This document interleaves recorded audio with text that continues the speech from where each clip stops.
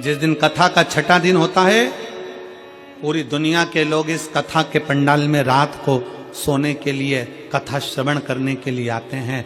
छठे दिन की कथा सुनते हैं, रात को जागकर कीर्तन करते हैं, क्योंकि कथा का छठा दिन शिवरात्रि का दिन माना जाता है। और 7वें दिन की कथा सुबह 8 बजे से 11 बजे तक सुनकर लोग अपने अपने गंतव्य की ओर चले जाते हैं। क्या देगा, कैसे देगा, कब देगा, कहां देगा, वो उसके ऊपर निर्भर करता है। लोग अपने अपने शहर में भी अगर कथा होती है तो अपना अपना घर छोड़कर पड़ जाते हैं उसके दरवाजे पर जाकर। रात्रि विश्राम करूंगी, छठा दिन है, सोऊंगी, भगवान का भजन करूंगी, टिफिन लेकर गई हूं, भगवत भजन करूंगी, वहीं रहूंगी, स्मरण करूंगी, एक रात्रि का विश्राम मेरे बाबा के धाम में करूंगी और उसकी भक्ति करती।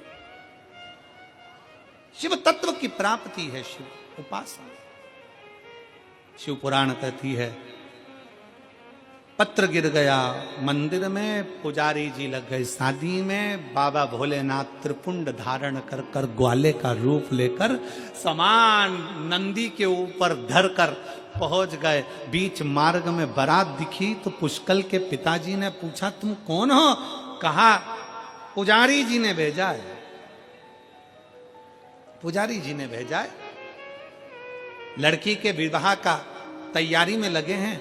उन्होंने कहा कि इतना सारा कन्यादान बेटी के साथ कैसे भेजूंगा, तो कन्यादान पहले भेज दिया है। कन्यादान पहले। राजा ने कहा लिस्ट है, भगवान शंकर ने लिस्ट निकाल कर दे दी। राजा ने सामान मिलाने के लिए दूत को भेज दिया।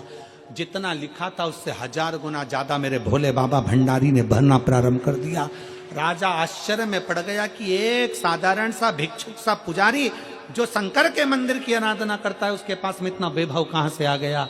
राजा को मालूम नहीं पड़ा तो उसने ग्वाले से पूछ लिया, क्यों रे ग्वाले, पुजारी जी के पास इतना धन कहां से आ गया, पंडित जी के पास इतना वैभव कहां से आ गया। पुजारी जी का वैभव की बात सुनकर शंकर भगवान मुस्कुराते हुए बोले कि जिसके सिर पर शंकर का हाथ होता है उसका साथ महादेव हमेशा देता। महादेव दे। जयंती का विवाह पुष्कल के साथ हो। एक कपास की बाती भी हम शंकर के मंदिर में दे रहे हैं, एक कपास की बाती भी हम शंकर के मंदिर में बना रहे हैं, एक कपास की बाती का घी का दीपक भी हम शिव की चौखट पर लगा रहे हैं। उसका फल बहुता में है, उसका फल श्रेष्ठता में। समय आया, आगे वर्णन आता है। भगवान शंकर की कथा का रस तत्व साधारणता नहीं देता,